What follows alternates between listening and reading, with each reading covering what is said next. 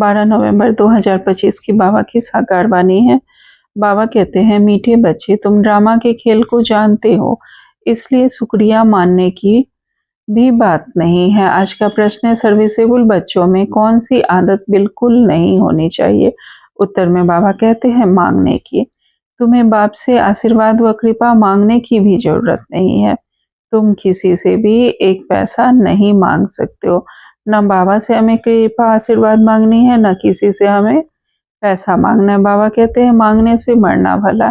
तुम जानते हो, ड्रामा अनुसार कल पहले जिन्होंने बीज बोया होगा वह बोएंगे।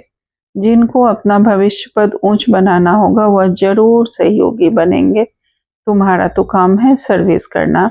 तुम किसी से भी कुछ मांग नहीं सकते हो। मांगना तो भक्ति में होता है, ज्ञान में नहीं। आज का गीत है, मुझको सहारा देने वाले। ओम शांति। धारणा के लिए मुख्य सार में बाबा ने पहली पॉइंट कही है, विकर्मों से बचने के लिए इस शरीर में रहते हमें अशरीरी बनने का पुरुषार्थ करना है। याद की यात्रा ऐसी हो जो शरीर की विस्मृति हो जाए। बाबा के साथ ऐसा योग हो कि हमें अशरीरी स्थिति का एहसास हो, अशरीरी हो जाए, हम इस शरीर की ही विस्मृति हो जाए। दूसरी पॉइंट में बाबा कहते हैं, ज्ञान का मंथन कर आस्तिक बनना है, मुरली कभी भी मिस नहीं करनी है। अपनी उन्नति के लिए डायरी में याद का चार्ट हमें जरूर नोट करना है। आज बाबा ने हमें वरदान दिया है, युक्ति युक्त जीवन मुक्त भव। बाबा कहते हैं, रूहानी शक्ति को हर कर्म में यूज करने वाले हम बाबा के युक्ति युक्त जीवन मुक्त बच्चे हैं। विस्तार में बाबा कहते हैं, इस ब्राह्मण जीवन की विशेषता ही है रूहानियत। रूहानियत की शक्ति से स्वयं को और सर्व को परिवर्तित कर सकते हो। इस शक्ति से अनेक प्रकार के जिस्मानी बंधनों से मुक्ति मिलती है। बाबा कहते हैं कि ब्राह्मण जीवन की विशेषता है रूहानियत, अर्थात हम रूहें हैं, हम आत्माएं हैं। तो इस शक्ति का अगर हम आत्मा की शक्ति परमात्मा के साथ मिलकर जब हम यूज करते हैं तो हम स्वयं को भी, स्वयं के भी पुराने संस्कारों को और सर्व को हम परिवर्तित कर सकते हैं।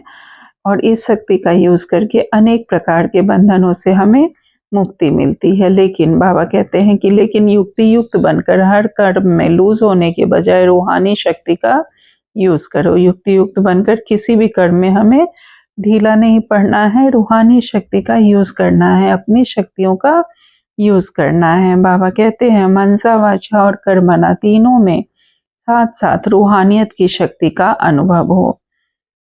जो तीनों में युक्ति युक्त है वो ही जीवन मुक्त है।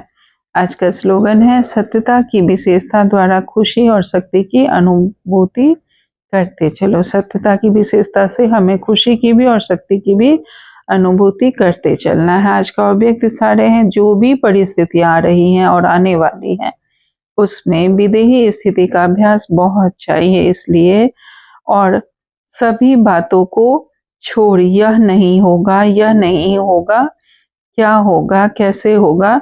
बाबा कहते हैं, इस सभी क्वेश्चन को छोड़ दो। क्या होगा, कैसे होगा, क्या करेंगे, नहीं करेंगे, ये छोड़कर विदेही स्थिति पर ध्यान दो और उसका अभ्यास अधिक से अधिक करो। अभी विदेही स्थिति का अभ्यास बढ़ाओ। विदेही बच्चों को कोई भी परिस्थिति व कोई भी हलचल प्रभाव में नहीं डाल सकती जब हम आत्मिक स्वरूप में रहते हैं। तो अच्छा, ओम शांति। शुक्रिया।